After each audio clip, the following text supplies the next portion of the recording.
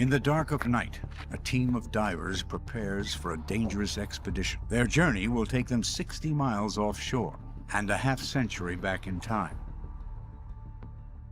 In the icy depths of the North Atlantic, divers stumbled upon something that didn't make sense: a sunken Nazi Germany submarine resting far from where it was ever supposed to be.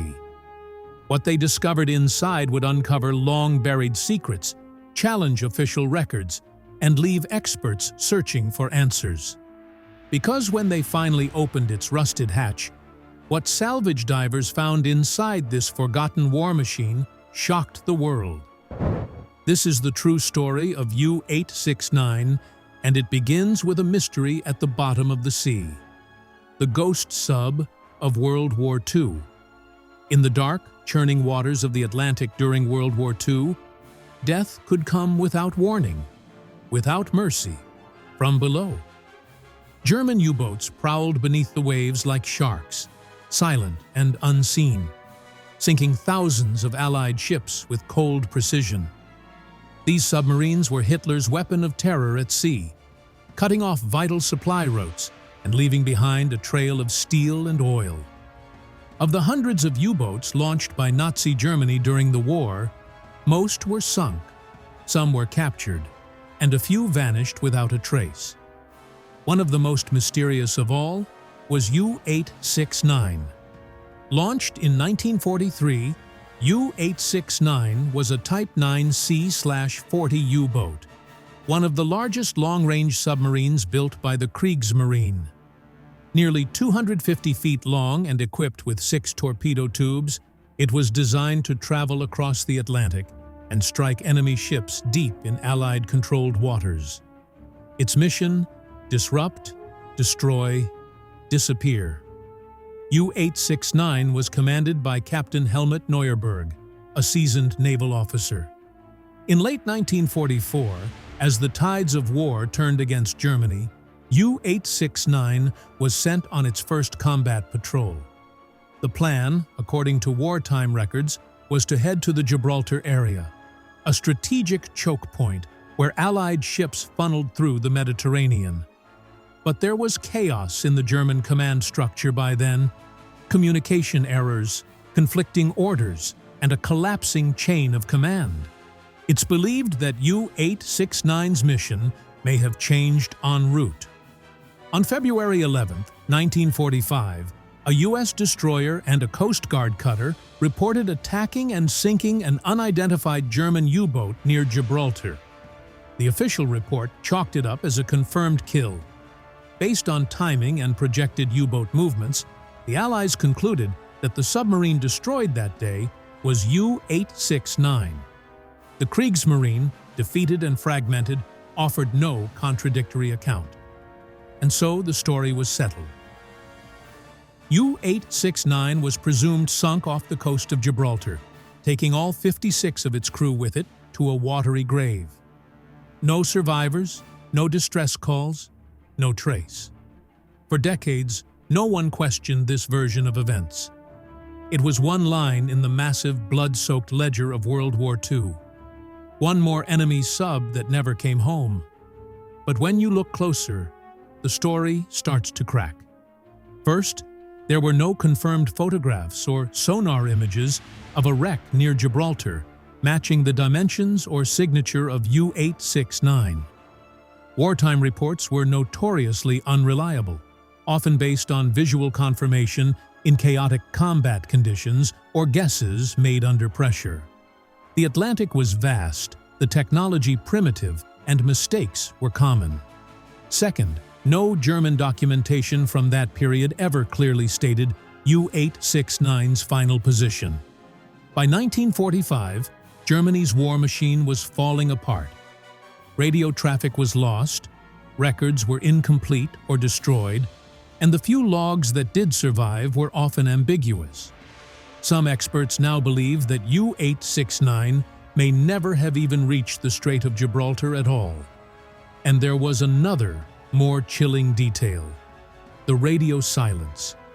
German U-boats were required to report during missions, both to confirm their progress and to receive new orders. U-869 was last heard from while still in the North Atlantic, thousands of miles from its supposed death site. After that, nothing. Silence. As if the ocean itself had swallowed it whole.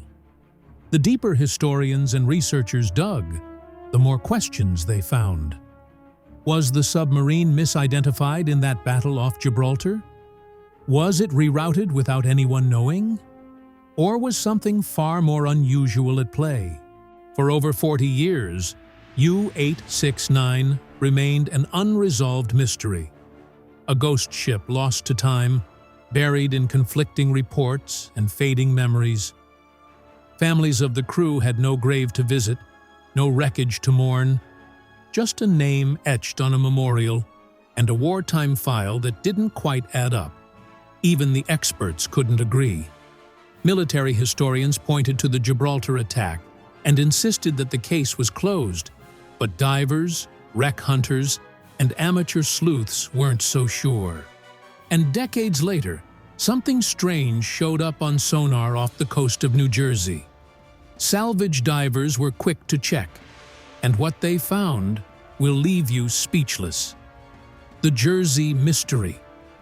Off the coast of New Jersey, the North Atlantic hides a graveyard made of steel.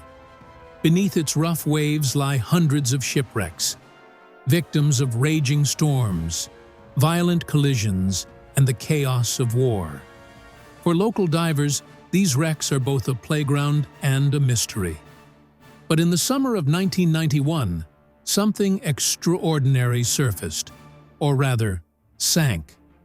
A team of wreck divers stumbled upon something unlike anything they'd ever seen before. At the time, veteran divers John Chatterton, Richie Kohler, and their small crew of Northeast explorers were scanning the seafloor for unknown wrecks using side-scan sonar. The waters off New Jersey were infamous. Unpredictable currents, freezing temperatures, and almost zero visibility. These weren't simple dives. They were dangerous technical missions that demanded precision, endurance, and sheer courage. About 60 miles off Point Pleasant, New Jersey, at a depth of 230 feet, their sonar picked up an image that made everyone pause. A long, narrow, torpedo-shaped object was lying on the ocean floor. Clearly man-made, clearly old. But what exactly was it?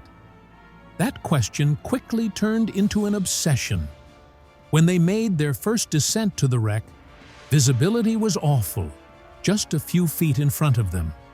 The cold pierced through their suits, and the wreck itself was tangled in decades of fishing nets, half buried in the sand. A few careful passes were enough to reveal the truth. This was a submarine, a large one, and it wasn't supposed to be there. There were no visible markings, no hull numbers, no nameplates or flags to identify it. The conning tower had collapsed, and the hull was split and rusting away. Was it American? Russian? German? No one knew. The divers decided to give it a name, Yoho. But Yoho was a riddle that didn't fit any record.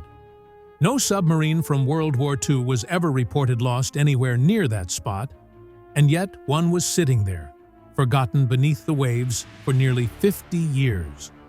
Determined to uncover the truth, the dive team returned again and again. These weren't quick trips. Each mission required special gas blends, complex decompression stops, and absolute precision. The risks were enormous: nitrogen narcosis, oxygen poisoning, or the deadly bends. Still, every dive brought back new clues. Inside the wreck, they found German markings, gauges labeled in metric units, valves and fittings stamped with unmistakable symbols.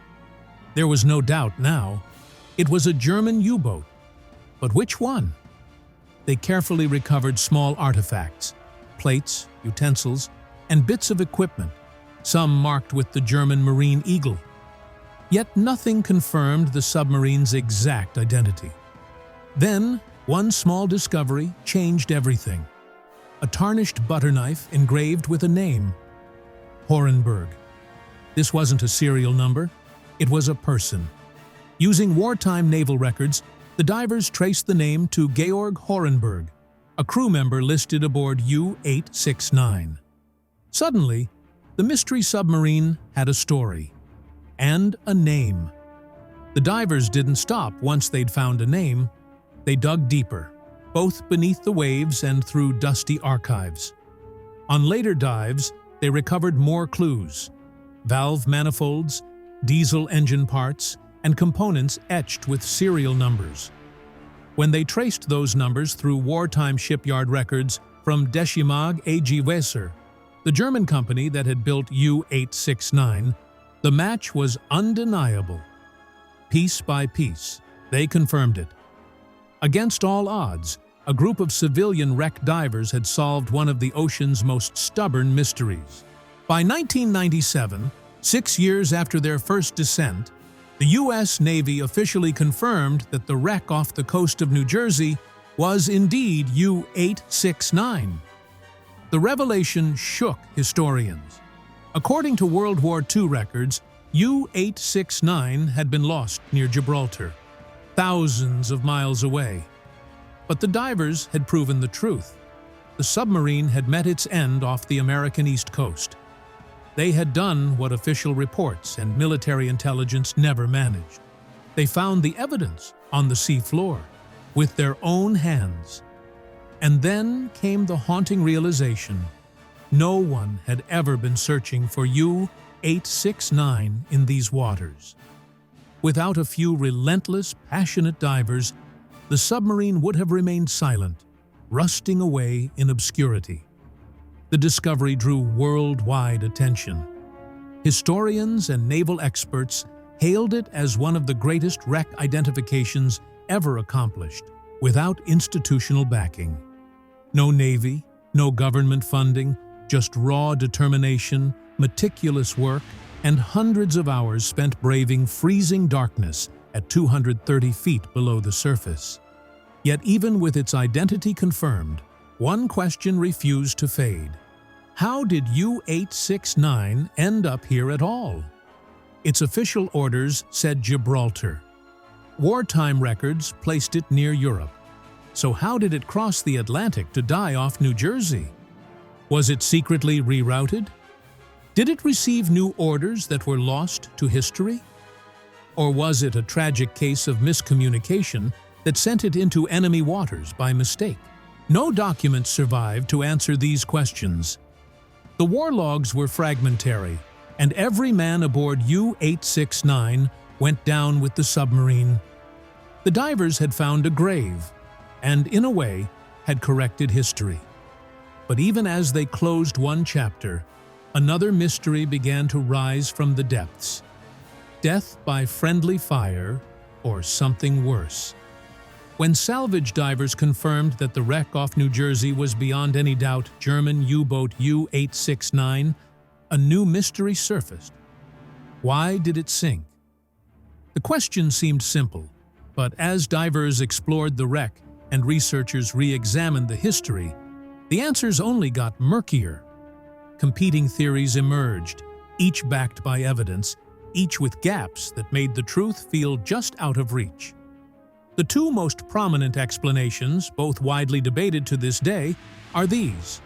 1. U-869 was destroyed by its own weapon. 2. It was destroyed in combat by U.S. warships. Let's start with the first. German torpedoes in World War II were powerful, but they were far from perfect. Among their many issues was a terrifying malfunction: the circle runner. A torpedo designed to run straight would, due to a faulty gyroscope or control surface, curve into a wide arc, eventually looping back toward the very submarine that launched it. The result? A self-inflicted kill. This wasn't theoretical. It happened multiple times during the war, and every U-boat captain knew the risk.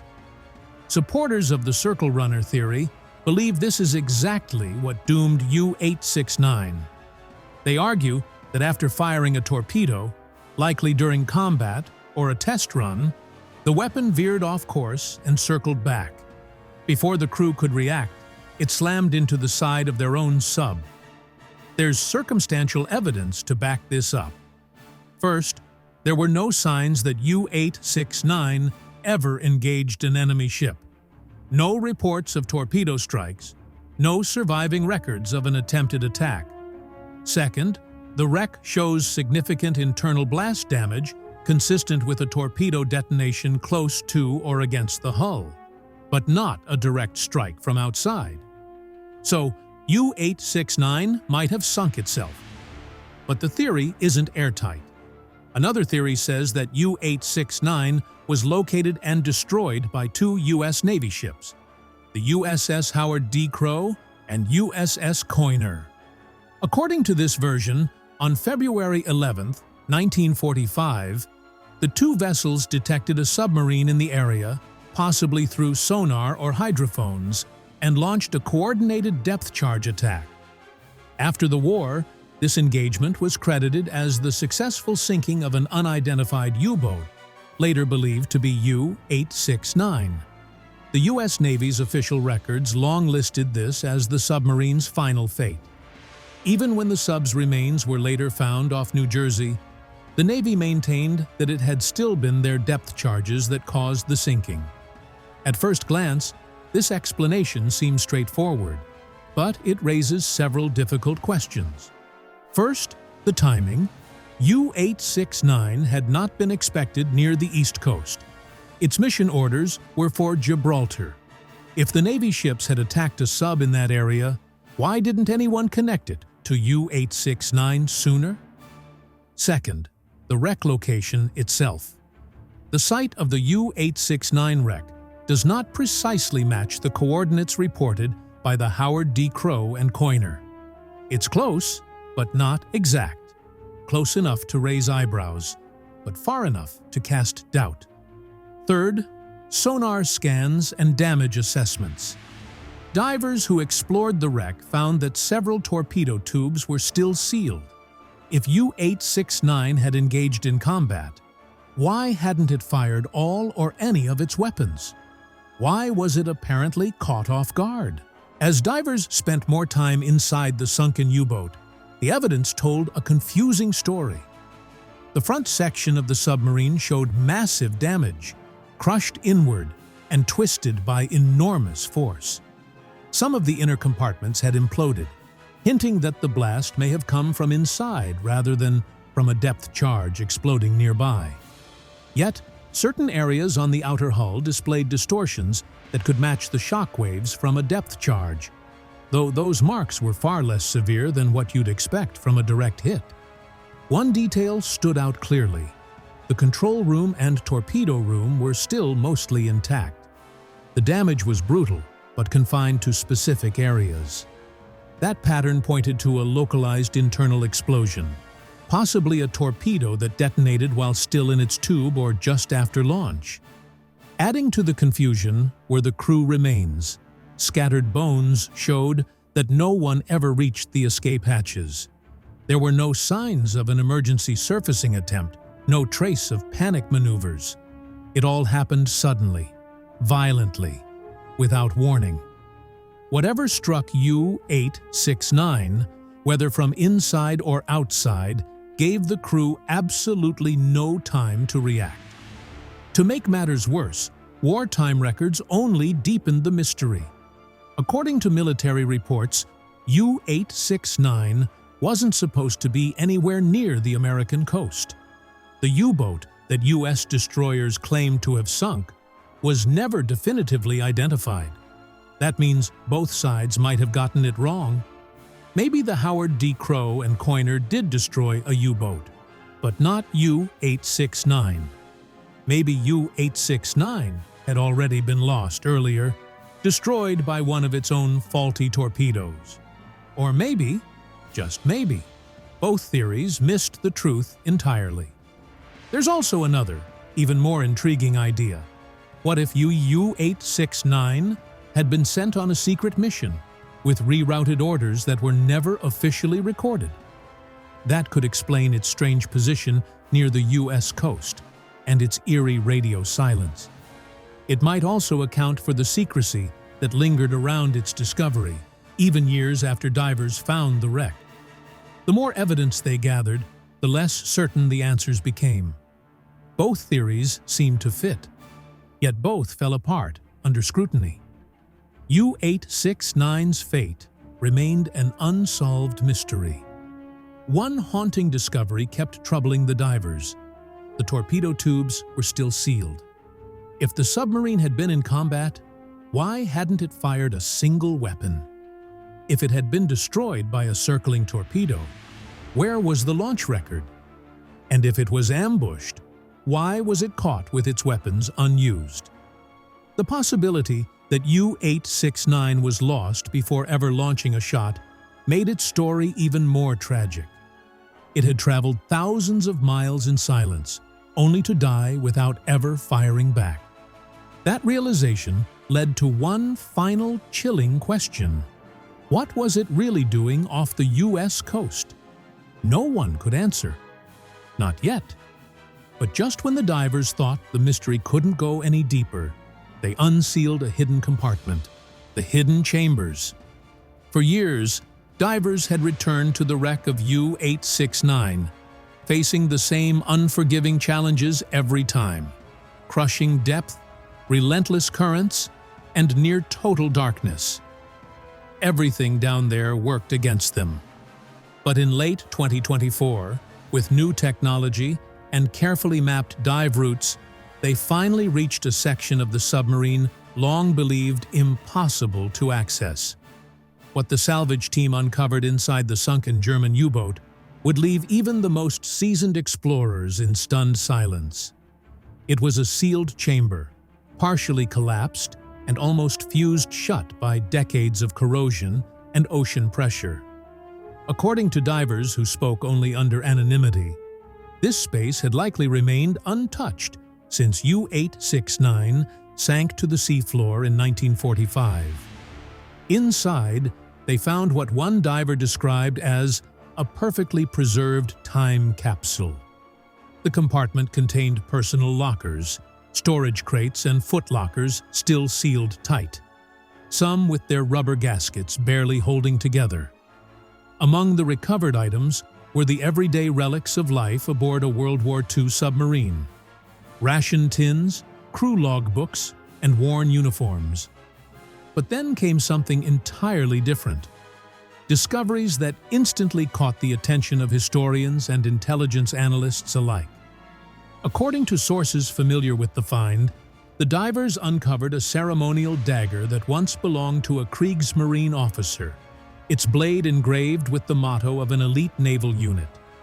Beside it, folded neatly in a watertight crate, was a full Kriegsmarine dress uniform, complete with the Iron Eagle insignia and a red armband bearing the swastika, preserved in astonishing condition. Yet the most shocking discovery came next. Beneath stacks of sealed documents wrapped in oilcloth, the divers found a box of Nazi artifacts.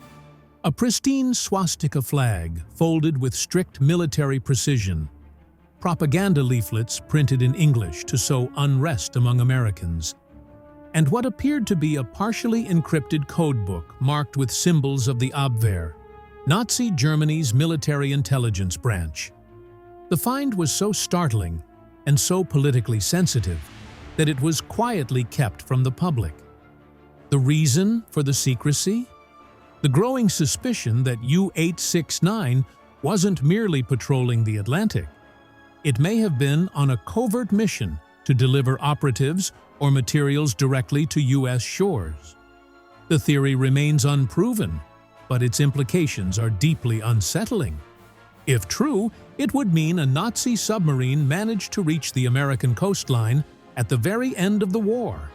A revelation that could forever change what we thought we knew about Germany's secret wartime operations in the Western Hemisphere. What's in your mind? Let us know in the comments.